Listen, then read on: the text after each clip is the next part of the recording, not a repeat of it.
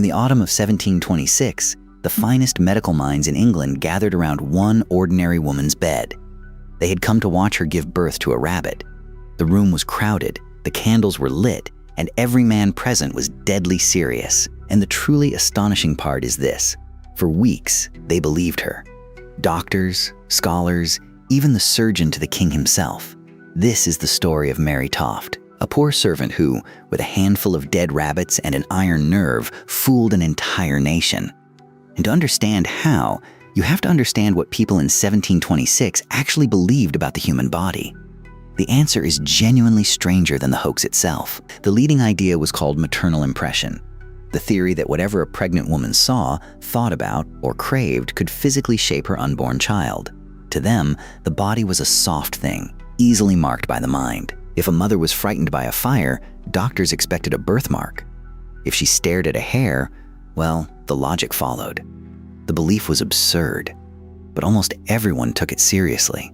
The science of the day insisted on it. So when a woman claimed a rabbit had reshaped her body, it was strange, yes, but it was not, to them, impossible.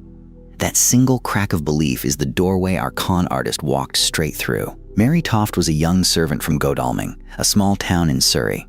She was poor, overworked, and almost completely unknown. By every account, her life was very hard. Nobody expected anything remarkable to ever come from her. In 1726, she suffered a miscarriage.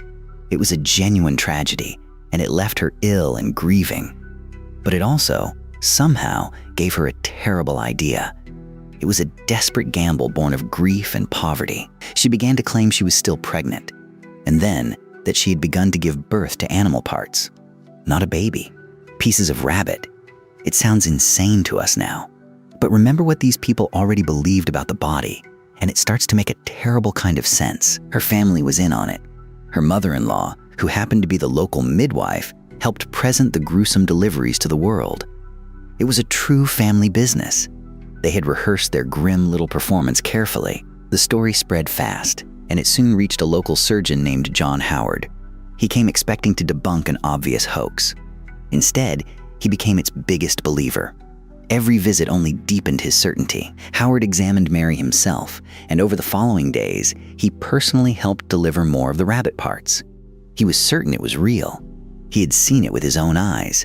His excitement made him careless, so Howard did what any excited man of science would do. He started writing letters. He sent word to the most important doctors in the country, inviting them to witness a genuine miracle. The letters worked. The case became the talk of London, and word climbed all the way up to the royal court of King George I, who decided he simply had to know the truth. The king dispatched one of his own court surgeons, a confident man named Nathaniel St. Andre, to investigate and report back the facts. His reputation was now riding on a dead rabbit. St. Andre arrived, examined Mary, and witnessed another delivery. And here is the part that should make every scientist wince. He was completely convinced within hours. He rushed back to court and declared the case absolutely genuine. He even began writing a formal pamphlet to publish the miracle to the world. The miracle, he insisted, was beyond any doubt. By now, Mary Toft had supposedly delivered an astonishing number of rabbits. The count eventually reached 17. Each new one only made the doctors more excited. London had never seen a sensation quite like it. Of course, the secret behind the miracle was as grim as it was simple. Mary's family kept buying small dead rabbits, and she kept them hidden on her body until it was time for a delivery. A poor woman had become the most famous person in England. It was crude, it was deeply unpleasant, and it absolutely should not have fooled trained surgeons. But the doctors wanted so badly to be right that they ignored every warning sign. But not everyone was so eager to believe. A nobleman, Lord Onslow, smelled a rat, or rather, a rabbit. He launched a quiet investigation of his own. His men quickly discovered something damning. For the past month, Mary's husband had been quietly buying up young rabbits all over the area. That is not, generally, what a man does for free. It was the kind of detail that cannot be argued with. Then came an even more solid clue. When a curious surgeon dissected one of the so-called newborn rabbits, he found something inside it that no unborn creature could ever contain: hay, corn, and straw.